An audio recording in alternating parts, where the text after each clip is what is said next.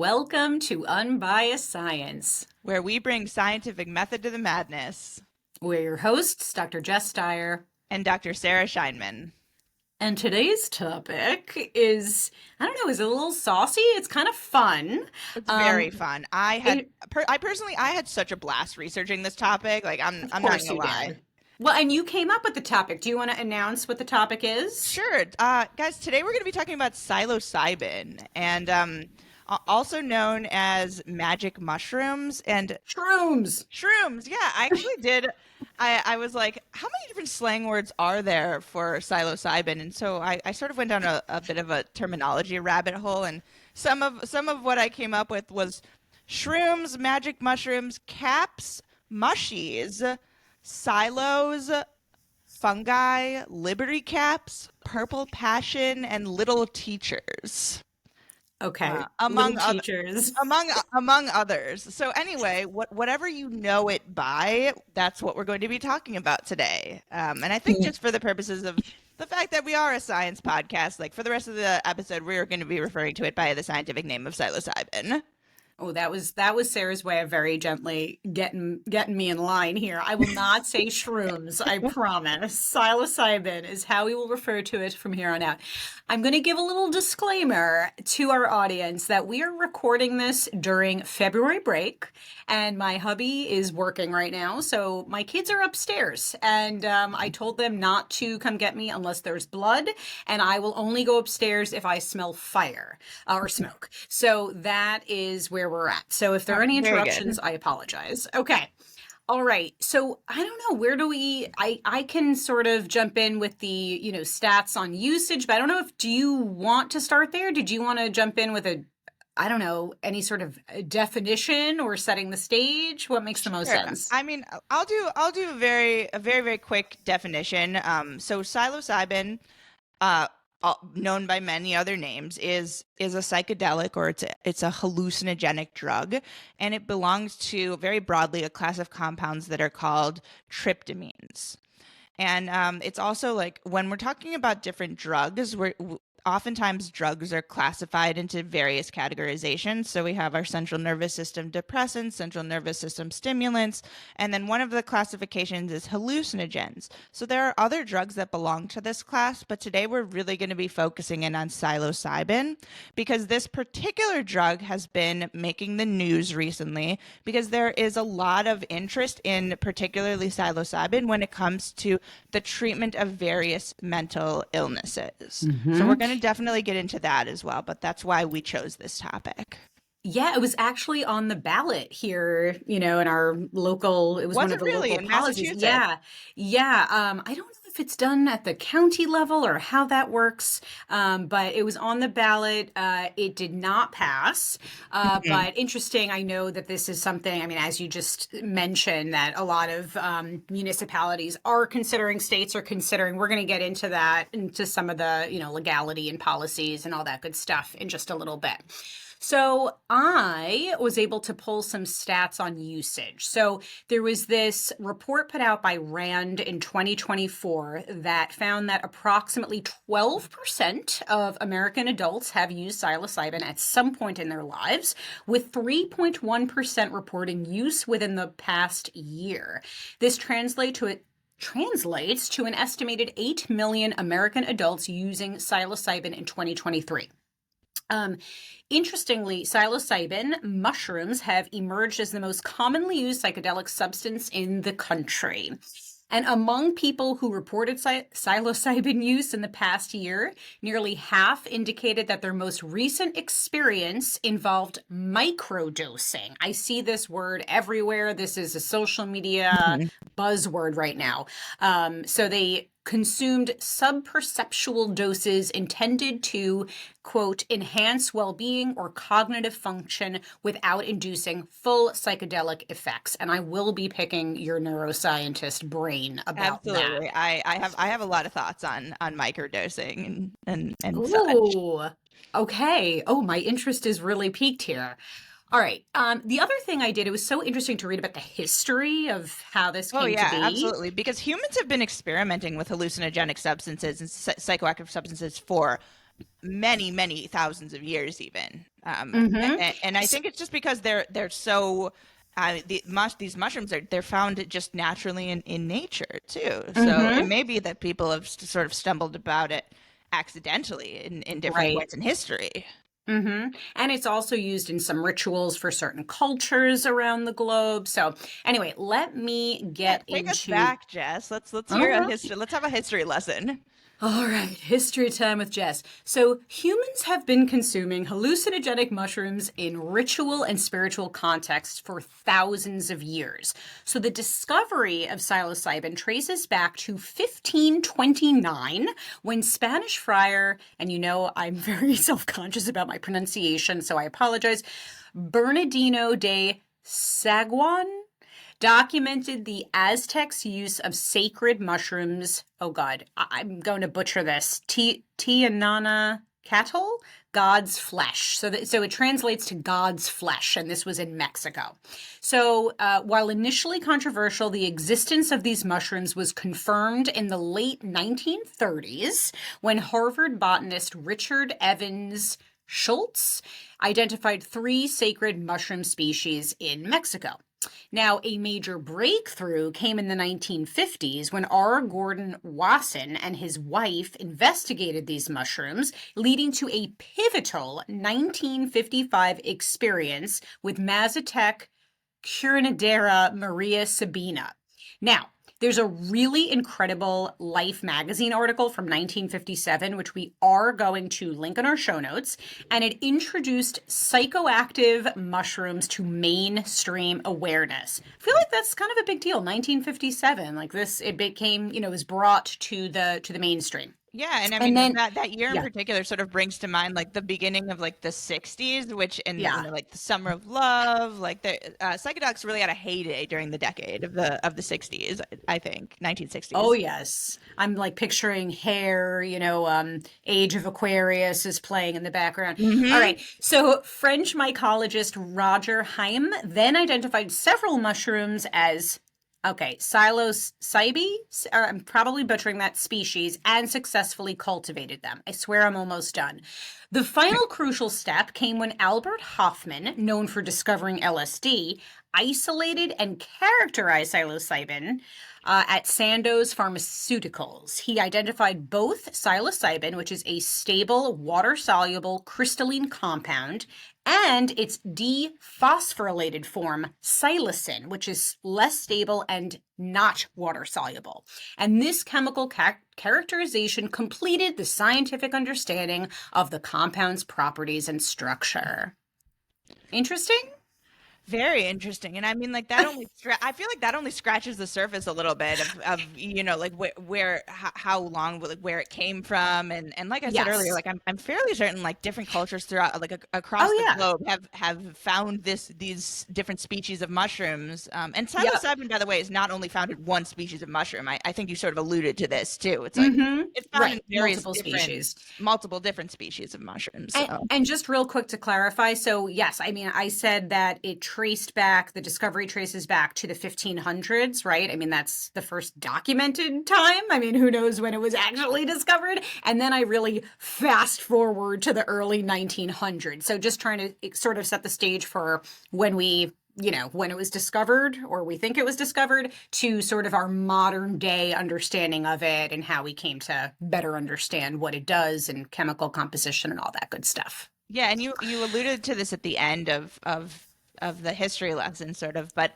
I think it's really important to point out that psilocybin itself is actually not a psychoactive compound. But when the body metabolizes psilocybin when it's consumed, it strips off a phosphate molecule of psilocybin and it's converted into its metabolite, which is called psilocin.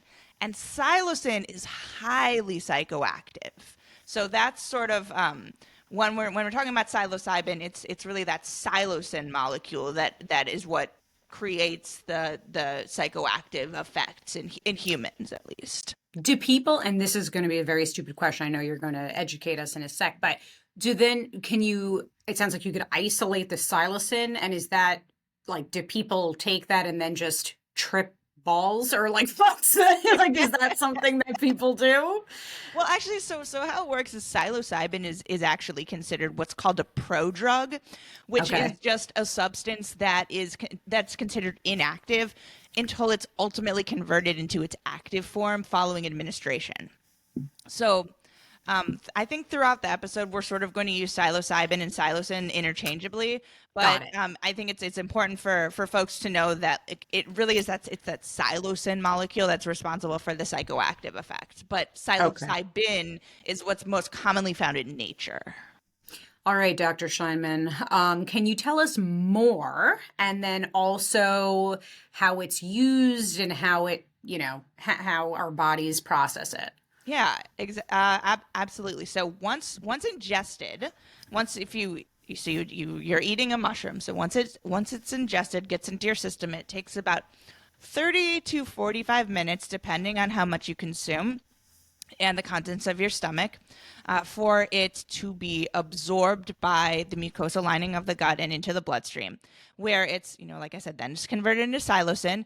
And eventually, this psilocin, because psilocin is a lot smaller of a molecule than psilocybin, and so it can much more easily pass through the blood brain barrier and enter into the brain. And just as a reminder for folks, the brain is encased in sort of this like dynamic barrier that's called the blood brain barrier. It's sort of, you can think of it as like this blood, a vessel, capillary covered, like mesh covering of your brain. And it protects the brain and really only allows like certain substances in that are safe and then keeps other substances out.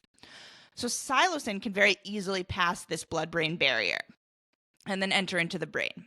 So once it enters into the brain, like this is when people usually start to experience what the recreational drug community typically calls the trip.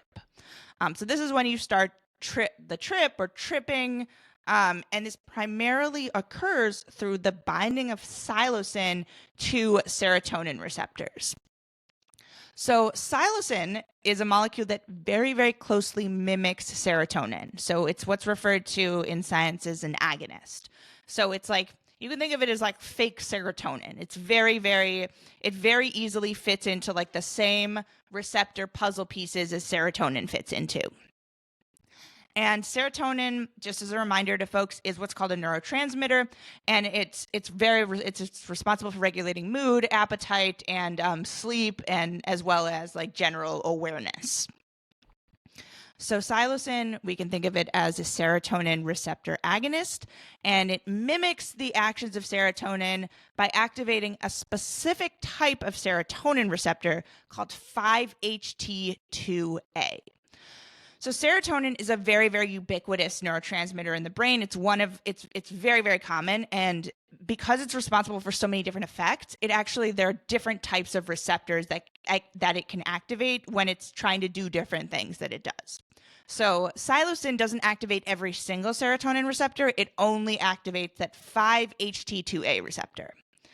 And but to a lesser extent, psilocin also interacts with some of the other serotonin receptors as well, in addition to some dopamine receptors, histamine receptors, and adrenergic receptor subtypes.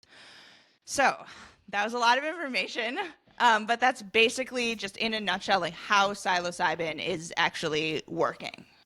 Oh, I love that you're a neuroscientist and you're really getting into that. And I want to hear more. And I'll give the disclaimer. So I've never done shrooms, so I don't even know like what you're describing. I've never taken a psychedelic or a hallucinogen or anything like that. So, okay. So walk me through this. So it's an actual mushroom Yes. and you eat part of it, all of it, multiple mushrooms? I guess it depends if you're microdosing or not, right? Right. So I guess like let's talk about microdosing a little bit because Okay. it is Yes. something that sort of comes up a lot, and like I imagine Yes. it's on social media a lot. I think there are some like eccentric billionaires and like very successful people that sort of like, Yes. very creative people like artists that sort of like live and die by microdosing. You hear Yeah. this. They're like, open your brain with Right. microdosing. You're Yes. hearing about this a lot. Yeah. So as with any drug or compound or substance, like you can take, there's a spectrum of dosing when it comes to psilocybin. So microdosing, as the name implies, is like a very small amount of of the substance. And what's tricky about psilocybin is because it's in a mushroom form, it's very difficult to determine the amount of psilocybin that's actually present in each piece of mushroom. And that can vary by mushroom species. I think that I'm not sure exactly how this works in therapeutic settings, but I imagine it's a little bit more, it's a little bit easier for them. They have some sort of a way of controlling for the dosage. But when most people take a psilocybin recreationally, like when they're microdosing, they're just going to take like a much smaller amount of the drug itself. And that's Okay. just kind of what people are talking about when when they say microdosing. It's just like a very small amount of it.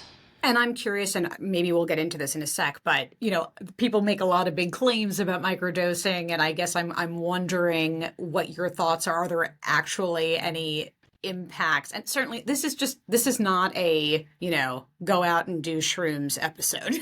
Just want to give that disclaimer. No, that's a good disclaimer. Like, Yeah. right. I mean, obviously, like here at Unbiased, we're not in the business of telling you what to do or what not to do. Like, that's not the point of Right. this. We're just kind of talking to you about what the evidence is showing. Right. But I will sort of say that at the federal level, psilocybin and hallucinogenic drugs in general are still classified as Schedule 1 substances, so they are illegal in most states. And for, I don't know, some context, I'm 99% sure heroin is a class 1 drug as well. Like just to show you sort of Yes. how it's classified by the DEA and all that good stuff. Yes. Okay, so you're taking the mushroom, you're eating it, and then what, after like 15 minutes or something, it gets absorbed into your bloodstream and that's when the effects start? More like 30 to 40 minutes. Okay. Because like if you're eating it, so it has to be metabolized and Okay. travel through the digestive system, Mm-hmm. enter into the bloodstream, and then get into the brain, where it then binds to those 5-HT2A serotonin receptors that I mentioned. But I think so now I think might be a good time to dive into how psilocybin actually affects the brain. Please. Okay, so sorry guys, you're on with a neuroscientist, so I get really jazzed about this stuff. I took an entire class on drugs in college too, so I had a bit of a fascination with this stuff, and I still do. I mean, it's very, very interesting stuff. So psilocybin affects a bunch of different brain regions, and I'm just going to go through a few of them. So the first one is what's called the prefrontal cortex, and this is a part of the brain that's involved in decision making, personality expression, and the modulation of social behavior. And psilocybin's interaction with this brain region can lead to altered judgment and behavior, as well as like altered willingness to express certain thoughts and emotions and the lowering of inhibitions. This can also lead to enhanced introspection, which is what a lot of users will report.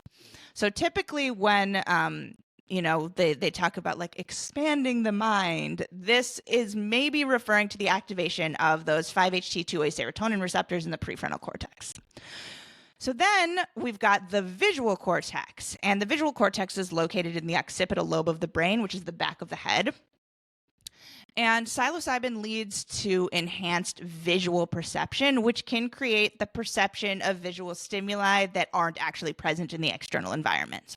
So these are what are often known as hallucinations. So a lot of people will experience visual hallucinations when they take psilocybin or other hallucinogenic drugs. So visual hallucinations can involve like intricate and often like kaleidoscopic visuals. And users often report that they see intensified colors and like intricate patterns and even like heightened visual clarity.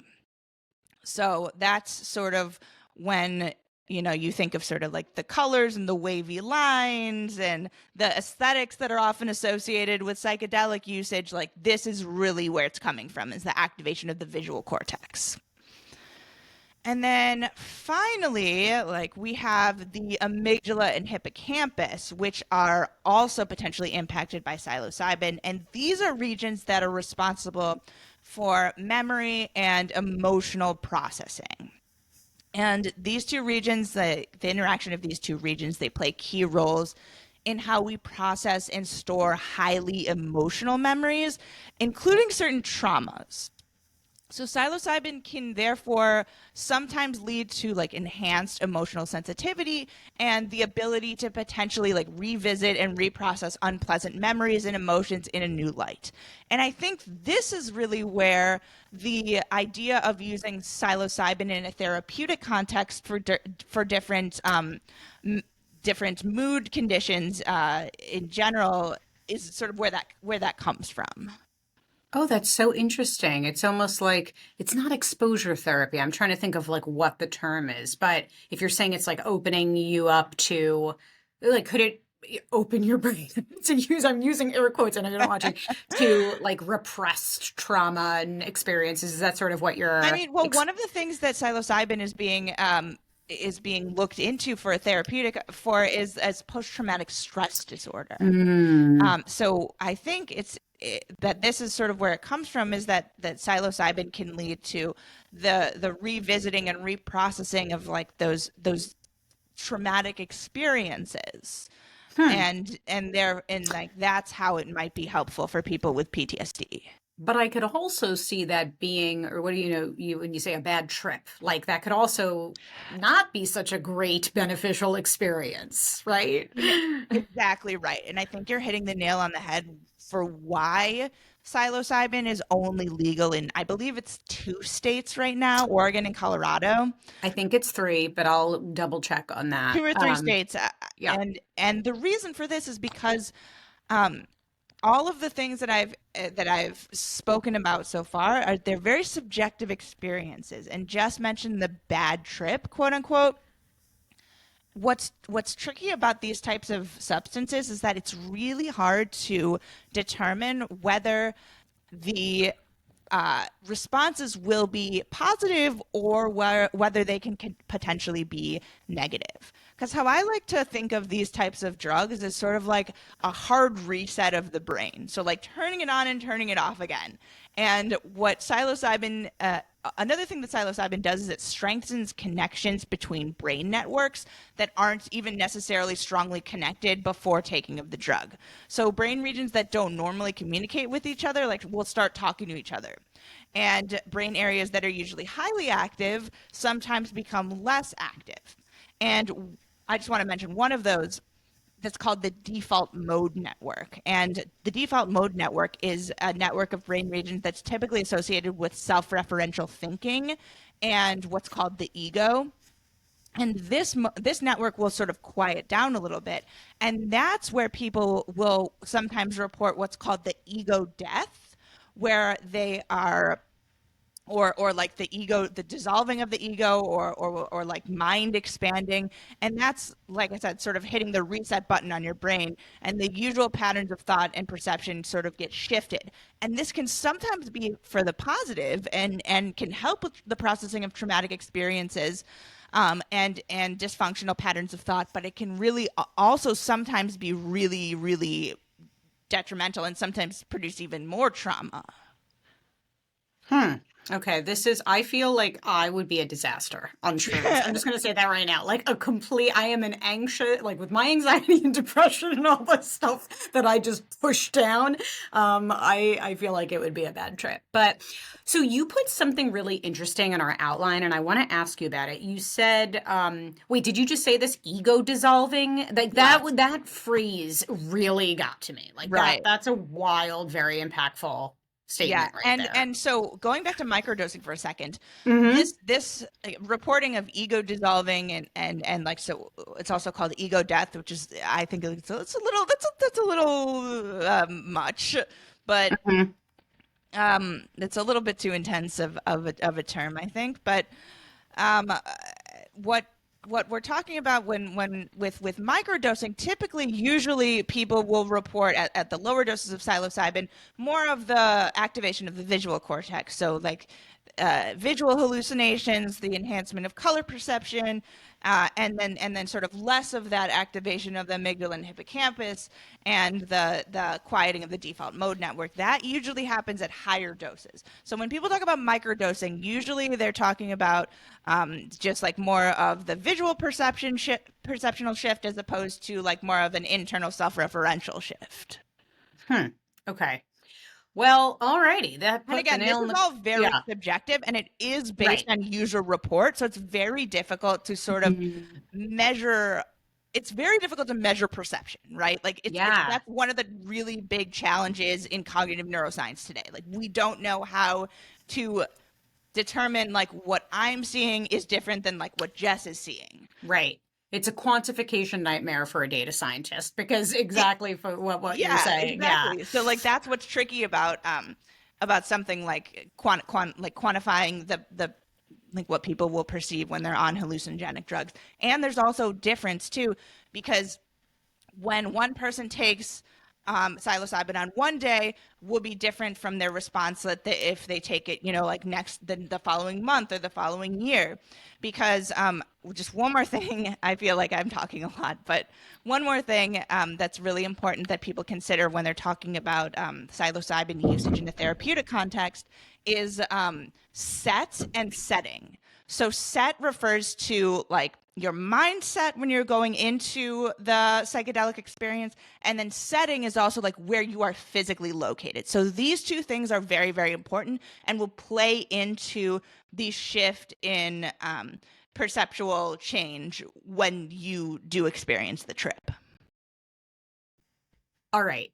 I think if we could move into sort of legal status and policies, that would be Oh yeah, interesting for let's folks. let's definitely talk about that. So, okay, you said Colorado and so funny. I say Oregon from coming from New York. We all say Oregon, but I Like know it's Oregon. Oregon.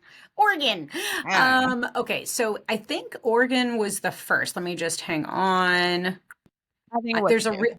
there's an interesting website called Trip Sitter that sort of maps this, and so we'll link to that. Of course there But is. yeah, so okay, wait. Okay. So it's I want to be clear. This is not for it's not legal for recreational use anywhere, but it is legal for therapeutic use in certain places. So yeah, so for example, magic mushrooms were decriminalized in Colorado in November of 2022. Let me, if you want, I could jump down to Oregon. I believe Washington, D.C. just recently moved towards that as well, which was a big shift. And then some municipalities within states.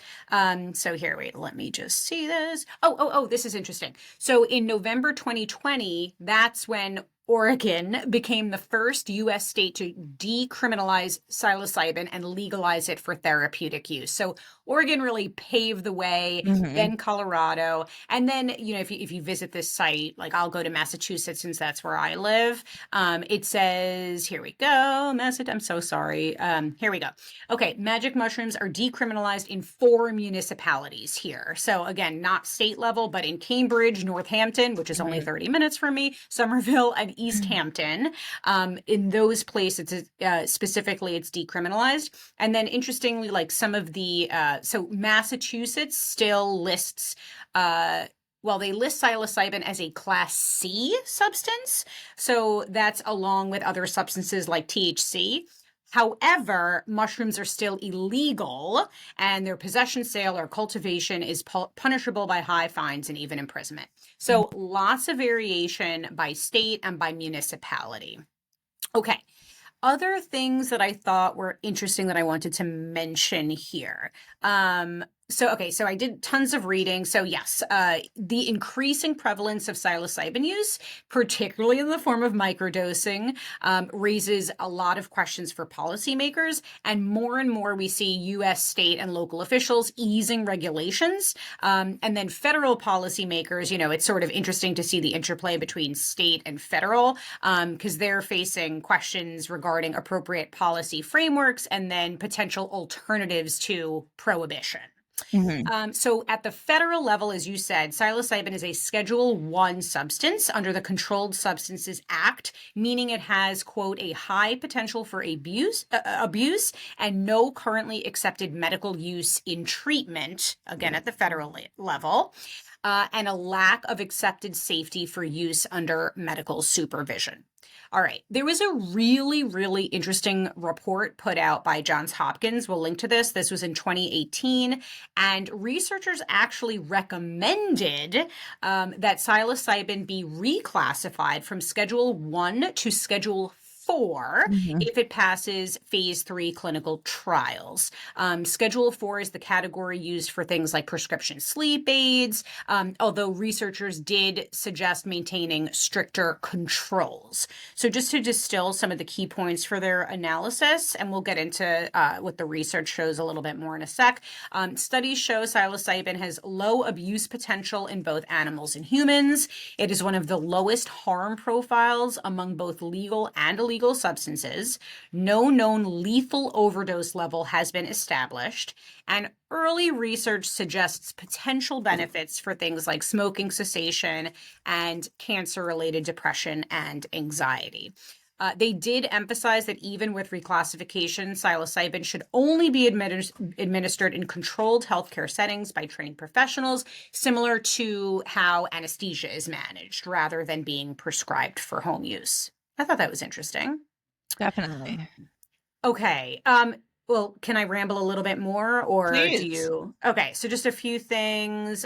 So political trends, early legislation was primarily in liberal leaning states. More conservative states have begun proposing legislation starting in 2022, suggesting growing bipartisan support. Based on cannabis legalization patterns, researchers project that most states will legalize psychedelics between 2033 and 2037. That's the prediction. Some of the key concerns that have been identified: lack of mechanisms to verify drug content and quality outside of medical settings, limited requirements for provider training and licensing, undeveloped clinical and billing infrastructure, no consensus on contraindications or drug interactions, and lack of guidance for special populations like elderly, children, and those who are pregnant. So the last thing, interestingly, so Johns Hopkins, they note that rapid legislative movement is unusual for pharmaceutical substances, which typically go through FDA approval processes first. And they really emphasize the need for more comprehensive regulatory frameworks to ensure safe and effective implementation. Yeah. I mean, I think what's Woo! interesting to note too is that and why it's confusing that this is classified as a Schedule 1 substance along with, heroin and some of the like scarier drugs is because there really is, and you did mention this, like, there's really no way to sort of overdose on this type of Mm-hmm. thing. I mean, there's Mm-hmm. and it has no abuse potential in that. And when we're talking about abuse, we're talking about like addiction in the clinical sense of the word, right? So people, Mm-hmm. it's very, very rare. I think it's not necessarily even really been heard of that people will develop a really physical dependency on this stuff. Okay. Oh, sorry. Were you going to say something Well, else? no, and I mean, and then just, but be that as it may, it still means that it doesn't necessarily mean that it's quote unquote safe, because we do still have a lack of mechanistic understanding to verify like what exactly will be the outcomes when people take any dose of this substance. Right. So, okay, now let's move, if we can, toward therapeutic potential and looking at some of the research. I read a bunch of papers. The main outcomes that I saw, I'd say the best evidence for, depression, anxiety, addiction, and PTSD, and I'll talk about that in a sec. But other applications being explored, I mean, I just said it: mental health applications, veterans and PTSD treatment, which you mentioned, used to treat treatment-resistant depression, which occurs in 10% of approximately 10% of people with depression, and then things like addiction and smoking cessation. All right, so here's a just very high-level overview of some of the research I read. So psilocybin has demonstrated significant antidepressant effects, especially in, as we just said, treatment-resistant depression. Studies show that 1 or 2 doses can improve symptoms for up to 6 months. It also shows potential in reducing anxiety, particularly in patients with cancer-related psychiatric distress. Then for addiction, preliminary studies suggest psilocybin may help reduce dependence on substances like tobacco and alcohol, although more research is definitely needed to confirm these findings. And then for PTSD, and I'm curious, I don't really know what this means, but psilocybin's psychoplastogenic effects, which Mhm. promote neural plasticity, suggests that it could be effective in treating PTSD symptoms, although this area requires further exploration. What does that mean? Psychoplastogenic. Okay, so what we're talking about when we say psychoplastogenic is just and I sort of alluded to this earlier, is the creation of new connections between at the sort of more micro level different brain cells, so the different neurons, but also the creation of connections between new brain networks. So just I use the analogy of sort of like a hard reboot. That's kind of what this is been theorized to produce, is the creation of just new connections. And that's what we mean by neuroplasticity. So plasticity just means the creation or strengthening of existing connections, or the creation of new connections between cells in the brain. Got it. Thank you for explaining that, because I think a lot of what I see on social media microdosing, they use this word neuroplasticity a lot. Mm-hmm. So Yeah. interesting. and All and right. also like and this can be, neuroplasticity is also the mechanism that is known to be the cellular underpinning of learning. So when we Interesting. learn new things, synaptic plasticity is at play. Hmm. All right. Now, if I could just summarize some of the research I came across on safety and risks. So, for safety, psilocybin is generally well tolerated with few serious adverse effects when administered in controlled settings with psychotherapeutic support. However, some studies report mild and transient side effects and rare instances of increased suicidal ideation. In terms of efficacy, the compound shows a positive benefit risk balance with immediate and prolonged effects after 1 to 3 doses. However, larger, well designed trials are necessary to establish its efficacy conclusively. Paranoia and anxiety while tripping can put some people at risk of physical harm and sometimes even more long term psychological problems. Effects can be unpredictable. Researchers emphasize the importance of what they call set and setting, so mindset and environment in which psilocybin is consumed. And then in therapeutic settings, trained professionals guide patients through the experience to ensure safety and maximize therapeutic benefits. And then the last thing is repeated administration leads to rapid tolerance of the drug effects, likely due to 5-HT2A receptor downregulation, but the drug is not thought to be addictive in the traditional sense. Mm-hmm. Mm-hmm. Mm-hmm. All these things are reasons why I think there's been some pushback on legalization. Is that I think just the one thing that scientists in particular are concerned about is that the effects can be unpredictable. So Right. while psilocybin can create all of these new connections between brain networks, and then this can be sort of a positive experience emotionally, it can also be really dangerous for some people, especially folks that suffer from e- that suffer from uh, conditions that are like, bipolar disorder or Mm-hmm. schizophrenia, where there's a bit of a shakier grounding in reality. That these types of drugs, hallucinogenics and psilocybin in particular, can be really dangerous and detrimental for people like that suffer from those particular ailments. So my takeaway from all of this is that there is some compelling, interesting research of potential therapeutic benefits. Although everything I've seen really stresses against set and setting, right? Like where you're Right. doing this in a controlled environment. But it's like a burgeoning field of research where I think we still need more large, well-designed trials to really understand it. Absolutely. And since it's psilocybin is still illegal at the federal level and it's classified as a Schedule 1 drug, it's extremely difficult for researchers to study it because it requires so much Um, it just requires a lot of like a lot of administrative oversight. It takes a lot for a study to be like even greenlit. It's an IRB nightmare. And if you know, you know, right? Exactly. Yeah. Institutional Review Board nightmare, like writing the research protocol for this. And because in those, protocols that you design, you have to really demonstrate protection of human subjects and safety. And Yeah. with, I think, so many of the unknowns of this, as you said, it's probably really difficult to get the green light. So, Yeah. So like while people are saying that like this might have some potential therapeutically, but we need more research, then it's really right. hard to get more research done. So it's sort of this cycle. Right, which is a good thing. I mean, I want to say like the IRB and human protections. That's fantastic that we have that because in the past when we didn't have that, terrible things happened.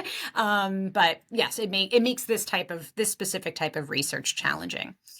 All right, well, I learned a lot. Do you have any last thoughts, Sarah? You want to take us home? Yeah, I mean, absolutely. Like we said, the purpose of this episode wasn't to like promote the use of psychedelics or to take any sort of a stance on whether or not it should be legalized. Like we're just here to tell you like this is the state of things.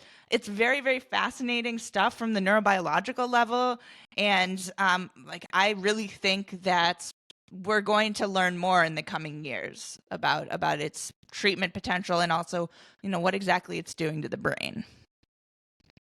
And on that note, I would like to thank everyone for tuning in. We hope you learned a thing or two.